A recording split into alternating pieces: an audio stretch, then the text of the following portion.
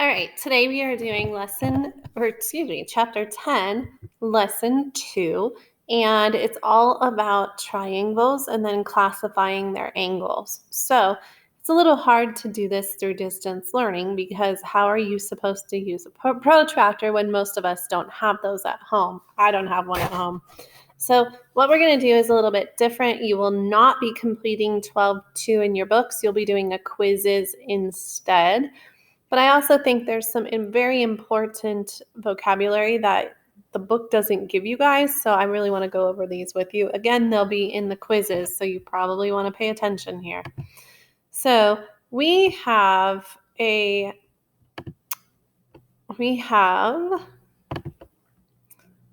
before we start any angle, we really need to start with what the vertex is. So the vertex is like your origin. It's where your angle is going to start. So here, this is my vertex because this is my one ray, and this is my other ray, which gives me this part right here, which is called an angle.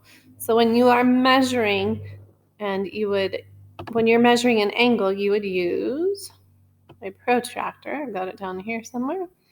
This is a protractor here. So you would measure the protractor by putting your vertex right here, and then your angle would pop up on one of these sides. So let's say one angle stopped there and the other angle stopped here. Then you know that you have this right here is your angle. And again, this is not super easy to do online, so bear with me. Okay, if this is my angle, then I would look at this and say, okay, I've got two sets of numbers. I've got a 40 and a 140, a 0 and a 180. If I look at this, if my angle starts here, that's going to be 0, and it ends here at 40, then this is a 40-degree angle, okay?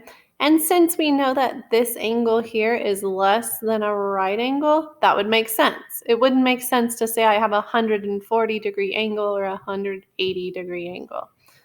All right, so it's just a little bit for you there. I know you learned this last year too, so it's just kind of a review. But going back to this is your vertex. That's where you start. That's your origin of where your angle starts, your vertex, okay? And your angle is measured in between the two, in this case, rays, because it has the arrows. So that makes it a ray. Over here, the angle's turned, but it doesn't matter. So we're measuring the angle starting, we know the vertex is here.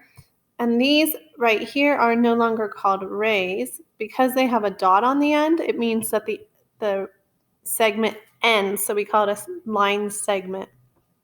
Okay. So now, this is a little hard to see. Do the best we can here.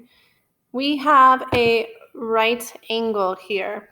So if you look at this, the vertex is here, and this ray goes straight up, this ray goes this way, and it gives us a right angle. So that angle is going to have a measurement of 90 degrees because it is a right angle. So you write it as just the numbers with a little tiny circle up here, kind of like a little degree mark because we're talking degrees, right? All right, this is a straight angle. So these rays go all along in a straight line. And since we know that this is 90, then we can assume if this was 90 here, that this whole thing is 180. So this is a 180-degree angle. It's called a straight angle. So you write it just like that, okay? Now, here's your right angle here. But if you look at it, they want you to check out this one, which is why they have this little angle line here. So it's less than a right angle, which makes it an acute angle. It's nice and small. It's awfully cute. It's an acute angle. All right.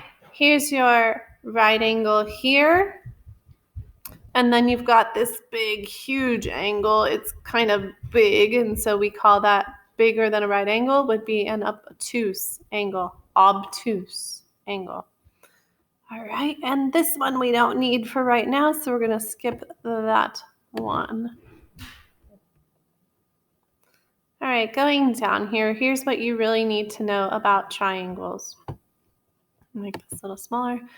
the measurements in a triangle all need to equal 180 degrees when you look at the angles. So the measurement here they told you was 40. Okay, and they gave you this one was 70. So we have to take 70 plus 40. And what is that going to give us? 70 plus 40 is 110. So we have a total so far of 110 degrees. Okay, so 110 degrees. But I just said that the measurements, the angles in a triangle need to equal 180 degrees. So 70 plus 40 is 110. And then whatever this is here needs to get us up to 180. So if you think about it, 110 plus what would get us here to 180? Well, that's going to be 70. So this is another 70-degree angle. All right, and again, just to check our work, 70 plus 70 is 140, plus 40 is 180. Now, just because you need to know this line here, this one single line, and this one single line, that's a way of showing that these are congruent. That's a way of showing that they're equal lengths. So from here to here is equal, and from here to here is equal. Okay? Now look over here. We have three lines here, but we don't have 3 lines here, and we don't have 3 lines here. So this one is not equal to anything. And this is a 2, but nothing else has a 2, so this is not congruent to anything. And this one has 4, so again, not congruent. So now we need to just figure out what this angle is here. We had 60 plus 70 gives us 130. So 130 plus what would give us 180? Well, I can tell that this is definitely smaller than a right angle, so it's going to be less than 90 degrees. So again, 130, let's do 180 minus 130. That gives us an angle of 50 degrees. Okay.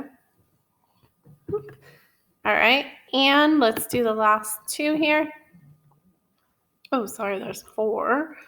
It's okay. All right, and so we now have, again, 3 totally different lines because they don't have the same marks on them, so we know they're not congruent, they're not equal. But we have 60 plus 70 is 130, plus what gives us 180? Well, we just did almost that same one, so we know that this is 50-degree angle. All right, and then this one, we have, again, a line that shows me it's congruent with this one. So this is 70 plus 70 is 140. This gives us 40 degrees over here. Okay, because 180 minus 140 gives us 40 left over. All right, and then this last 2, we now have, again, 3 non-congruent sides, which then we got to look at the angles. So we have 40. We have 30 and 40, which gives us 70. And we want to figure out what this one is, which is bigger than a right angle. So it's going to be more than 90. So we have 70 plus what would get us to 180. So this is going to be 110 degrees because 110 plus 70 is going to give us 180. All right, and the last one. Again, not congruent sides, but we want to find this angle right here. So 40 plus 100 gives us 140. So 180 minus 140 gives us a 40-degree angle. All right, I highly encourage you to play with protractors if you can. I gave you a printable one that you can use, that you can print, and you can kind of measure angles and play with them. I also attached a video of how to use a protractor, so I would take advantage of that if you can, and go have fun measuring.